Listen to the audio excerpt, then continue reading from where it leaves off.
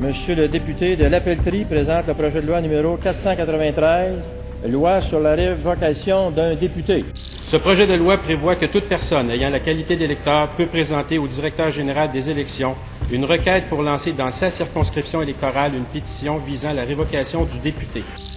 Enfin, le projet de loi énumère les dispositions de la loi électorale qui sont applicables lorsqu'une pétition visant la révocation d'un député est lancée et modifie la loi sur l'Assemblée nationale afin de préciser que la réception par le secrétaire général de l'Assemblée du rapport du directeur général des élections établissant que la pétition est conforme entraîne la vacance du siège du député et, par conséquence, la tenue d'une élection partielle. L'Assemblée accepte-t-elle d'être saisie de ce projet de loi?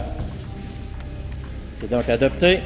Si vous ne faites pas ce pourquoi vous êtes payé, l'employeur est légitime de mettre fin à votre relation d'emploi, là. Alors, c'est exactement la même situation. Et moi, je peux prendre un engagement aujourd'hui, là, je vous le dis, là, puis enregistrez-le.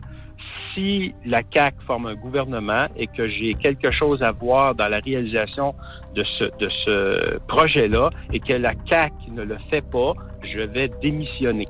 La promesse, elle est formelle. Dans le premier mandat, on va aller de l'avant avec le projet de troisième lien et il n'y aura aucune excuse pour reculer sur cet engagement-là. Et là-dessus, je mets mon siège en jeu. Avenir Québec ne reculera sous aucune considération dans cette promesse d'aller de l'avant avec le projet de troisième lien. Moi, je mets mon siège en jeu. Non, je ne veux pas démissionner. Non, je ne veux pas démissionner. Non. Alors moi, je donne mon appui total à Éric Kerr. Il est là depuis le début et je l'appuie totalement.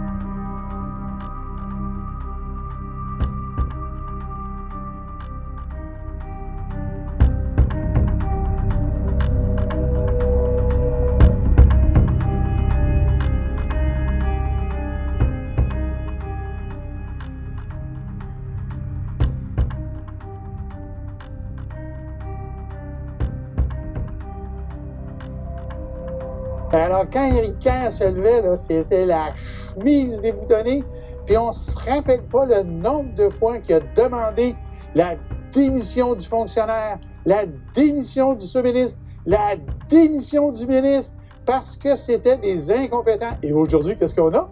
On a Éric Kerr qui admet que c'est un fiasco et il n'exige pas sa propre démission. C'est quand même extraordinaire. C'est ça, il est très mauvais, il est très mauvais. C'est vrai, ça a été un fiasco.